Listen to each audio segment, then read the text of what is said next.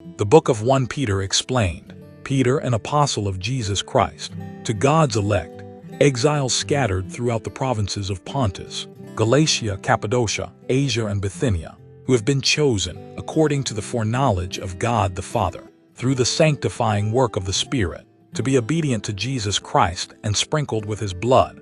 Grace and peace be yours in abundance. Peter 1:1-2. Peter introduces himself as an apostle of Jesus Christ and writes to believers scattered across several regions. He reminds them that they are chosen by God, made holy by the Spirit, and called to obey Jesus Christ. He blesses them with grace and peace, emphasizing that their faith and identity come from the work of the Father, Son, and Holy Spirit. Praise be to the God and Father of our Lord Jesus Christ. In his great mercy, he has given us new birth into a living hope through the resurrection of Jesus Christ from the dead, and into an inheritance that can never perish, spoil, or fade.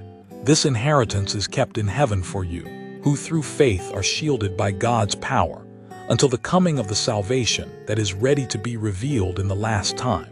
Peter 3:5.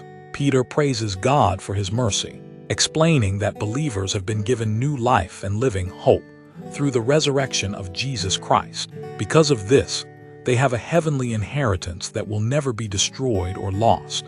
God protects them by his power through faith until the day when salvation is fully revealed, and into an inheritance that can never perish, spoil, or fade. This inheritance is kept in heaven for you, who through faith are shielded by God's power, until the coming of the salvation that is ready to be revealed in the last time. In all this you greatly rejoice, though now for a little while you may have had to suffer grief in all kinds of trials. Peter 1:4-6. Peter reminds believers that they have a perfect and eternal inheritance in heaven that can never be lost or destroyed. God protects them through faith until their salvation is fully revealed. Because of this hope, they can rejoice even when they go through difficult trials and suffering, knowing that these hardships are temporary and have a purpose. These have come so that the proven genuineness of your faith, of greater worth than gold, which perishes even though refined by fire, may result in praise, glory, and honor when Jesus Christ is revealed. Though you have not seen him, you love him, and even though you do not see him now, you believe in him, and are filled with an inexpressible and glorious joy, for you are receiving the end result of your faith, the salvation of your souls. Peter 1:7-9. Peter explains that trials test and prove that a believer's faith is real. Just like fire refines gold, genuine faith is more valuable than gold because it will bring praise, glory, and honor when Jesus Christ is revealed. Even though believers have not seen Jesus, they love him and trust him, and this faith fills them with deep joy.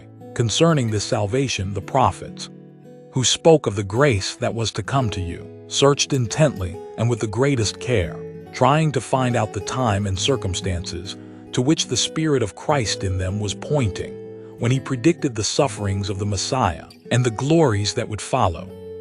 It was revealed to them that they were not serving themselves but you, when they spoke of the things that have now been told you by those who have preached the gospel to you, by the Holy Spirit sent from heaven. Even angels long to look into these things. Peter 1:10-12.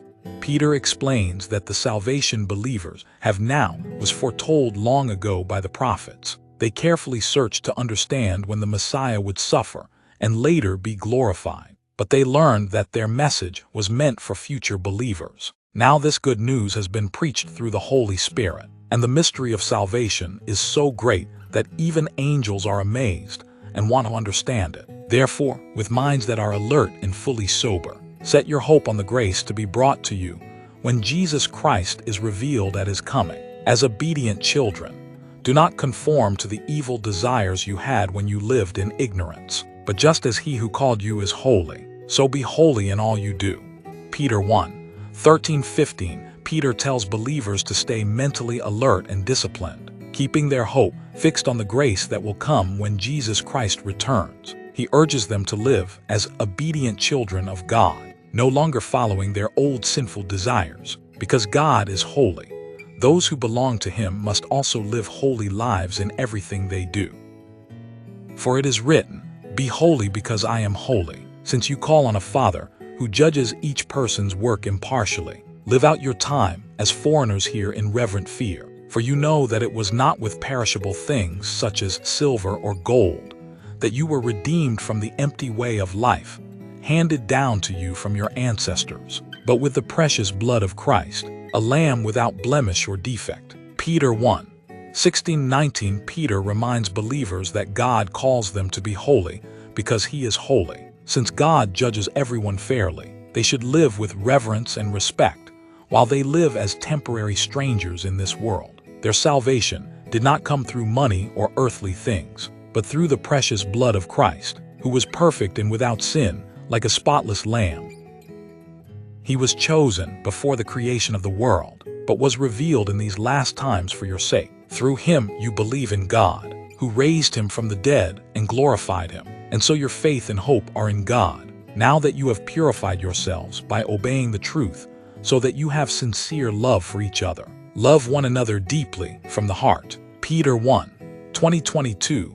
Peter explains that Christ was chosen by God before the world was created, but He was revealed in these last times for the sake of believers. Through Jesus, people believe in God, who raised Him from the dead and gave Him glory, giving believers faith and hope in God. Because they have been purified by obeying the truth, they should love one another sincerely and deeply from the heart. For you have been born again, not of perishable seed, but of imperishable, through the living and enduring Word of God. For all people are like grass, and all their glory is like the flowers of the field. The grass withers and the flowers fall, but the word of the Lord endures forever. And this is the word that was preached to you. Peter 1:23-25. Peter explains that believers have been born again through the living and eternal Word of God, not through anything temporary. Human life and earthly glory do not last. They fade like grass and flowers, but God's Word never fades and will remain forever. This eternal Word is the same message of the gospel that was preached to them. New life comes from the living Word of God. Human life is temporary. People and their achievements fade like grass. God's Word endures forever. What God says never changes or fades. The gospel is eternal.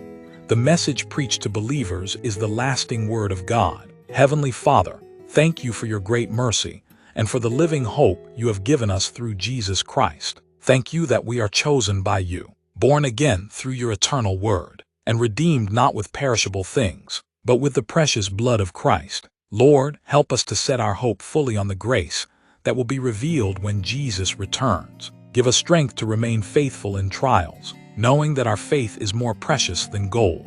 Teach us to live holy lives, just as you are holy, and help us to walk in obedience to your truth. Purify our hearts, Father, so that we may love one another deeply and sincerely. Let your word remain alive in us, guiding our thoughts, our actions, and our purpose every day. Keep our faith strong, our hope steady, and our love genuine until the day your salvation is fully revealed. We give you all praise, glory, and honor through Jesus Christ our Lord. Amen.